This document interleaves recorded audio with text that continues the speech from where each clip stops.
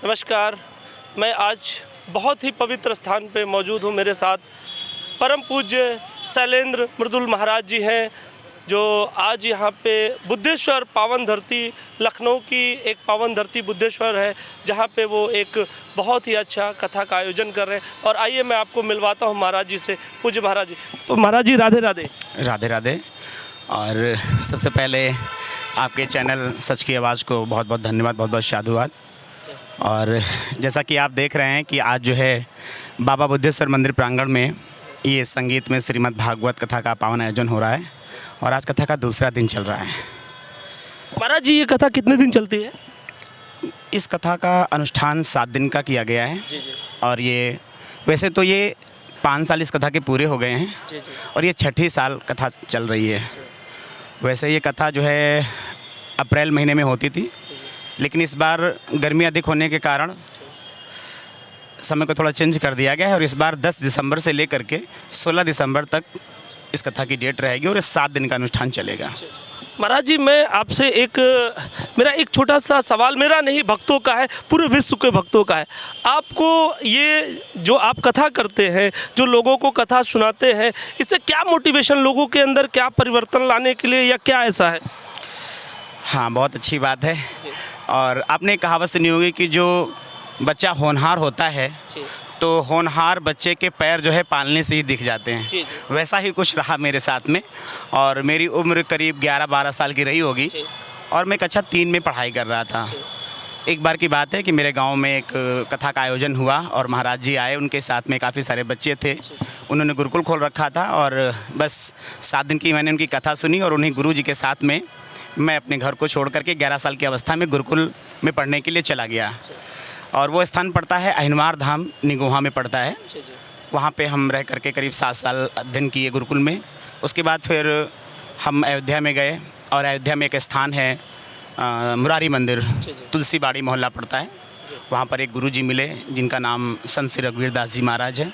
उनसे मैंने गुरुदीक्षा ली और तब से जो है गुरुजी का आशीर्वाद रहा, भगवान का आशीर्वाद रहा। और तब से निरंतर जो है ये फिर पढ़ाई करने के बाद में आज जो है मेरी जो है यहाँ पर 126वीं कथा चल रही है और मैं करीब 15-16 साल से कथा कर रहा हूँ। महाराज जी, मेरा एक और सवाल है आपसे कि आप पढ़ लिख करके डॉक्टर, इंजीनियर, मास्टर या लोगों की सेवा करने के लिए बहुत सारी ऐसी डिग्रियां हैं हासिल करके आप कर सकते हैं, लेकिन आपने कथा को क्यों चुना?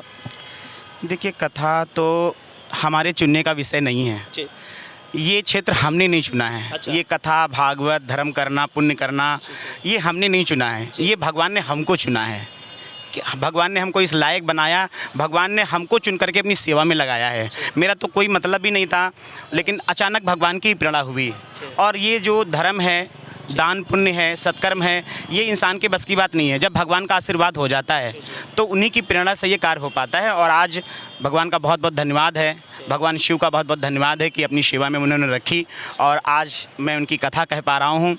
और कथा करके मुझे बहुत अच्छा लगता है, इससे मेरा भी फ़ायदा होता है और भक्तों का तो फ़ायदा होता ही है। और मुझे ये लगता है कि ये जो परमार्थ का रास्ता है, ये जो कथा का रास्ता है, ये सबसे बहुत सुंदर है और इसमें हर चीज़ मिल जाती है आपको। महाराज जी, कोई ऐसा और व्यक्ति जो चाहे कि मैं आपकी जैसी कथा करना चाहूँ, मैं पूजन करना चाहूँ, मैं ऐसा करना चाहूँ, तो उसके लिए क्या नियम है, कैसे वो बालक बन सकता है? बनने के लिए देखिए, जैसे बच्चा पढ़ाई करने जाता है विद्यालय, वैसे ही आपको आश्रम में रहना होगा, गुरुकुल में रहना पड़ेगा, गुरु की शरण जाना पड़ेगा, फिर आप ये कार्य कर पाएंगे, है ना। जैसे विद्या अध्ययन करने के लिए विद्यालय ज़रूरी है, वैसे ही ये कथा भागवत सीखने के लिए गुरुकुल बहुत ज़रूरी है, गुरु की शरण बहुत ज़रूरी है। इसलिए अगर कोई भी भक्त, कथा तो कोई भी कह सकता है, भगवान की कथा है, भगवान की कथा जो कहता है वो और जो कथा सुनता है वो दोनों संता की श्रेणी में जाते हैं। क्योंकि एक चौपाई है, हरि अनंत हरि कथा अनंता, कहीं सुनई बहुविध सब संता। कथा कहने वाला और कथा सुनने वाला वो कोई साधारण इंसान नहीं हो सकता है, वो भगवान का परम भक्त ही हो सकता है। महाराज जी, मुझे क्षमा करना, मैं ये सवाल आपसे इसलिए किया कि मैं जानना चाह रहा था, मैं लोगों को बताना चाह रहा था कि ये जो जिस स्थान पे महाराज जी बैठे वो उतना आसान स्थान नहीं है, उसके लिए बहुत परिश्रम करना होता, महाराज जी ने बताया। महाराज जी, मेरा एक और सवाल आपसे है, छोटा सा सवाल है, आपका समय बहुत कीमती मैं समझ रहा हूँ, भक्त आपको सुनने के लिए बेकरार है। मेरा एक छोटा सा और सवाल है, अभी आज जैसे भारत हमारा भारत में एक हिंदू राष्ट्र की मांग की जा रही, हिंदू राष्ट्र की मांग करें। आप देख रहे धीरेन्द्र शास्त्री जी और जितने भी संत महात्मा हैं वो इसकी आवाज़ उठा रहे। ऐसा क्यों और क्या है, इसका मूल्य क्या है महाराज जी? जी बहुत अच्छी बात है, हिंदू राष्ट्र बनना चाहिए, लेकिन मैं आपको हिंदू राष्ट्र बनने से पहले एक बात बता दूं, ये हिंदू शब्द तो बहुत बाद में आया। हम हिंदू होने से पहले हम एक सनातनी हैं। हम लोग जयघोष करते हैं कि सनातन धर्म की जय हो। हिंदू धर्म की जय कभी नहीं बोली जाती है, बोली जाता है सनातन धर्म की जय हो, अधर्म का विनाश हो। तो हमारा सबसे मूल जो आधार धर्म है उसका नाम है सनातन धर्म, और सनातन का मतलब होता है प्रगति करते रहना, अग्रसर बढ़ते रहना। ये धर्म पहले था, अभी है और हमेशा चराचर तक रहेगा। इस धर्म को कोई विनाश नहीं कर सकता है, क्योंकि हम सबका एक ही धर्म है, उस धर्म का नाम है सनातन धर्म। और हम सभी हिंदू भाई हैं, हम सभी सनातनी हैं, हम सभी भगवान इष्ट को मानने वाले हैं। हम राम को भी मानते हैं, हम श्याम को भी मानते हैं, भगवान शिव को भी मानते हैं। तो अच्छा है, हम सभी लोग हिंदू हैं और हिंदू सभी भाई हैं, हम सभी लोग मिल करके, और ये हिंदू राष्ट्र बन जाएगा तो कोई बहुत पहाड़ नहीं उल्ट जाएगा। अच्छा है भाई, सभी देशों में अपने अपने नियम हैं। तो ये भारत भूमि 9 वर्षों में एक वर्ष है भारतवर्ष, और ये भारत ही ऐसा वर्ष है जिसे हम भारत माँ कह करके घोषित करते हैं। हम लोग जयकारा लगाते हैं, भारत माता की जय हो। तो अच्छी बात है। महाराज जी, दुनिया के संतों के लिए एक बस मेरा छोटा सा है, दुनिया के संतों के लिए क्या संदेश है आपका इस मंच के माध्यम से, इस कथा के माध्यम से? मेरा यही संदेश है, देखिए, अगर आप कुछ भी करते हैं या बनते हैं तो पूर्ण रूप से बनिए।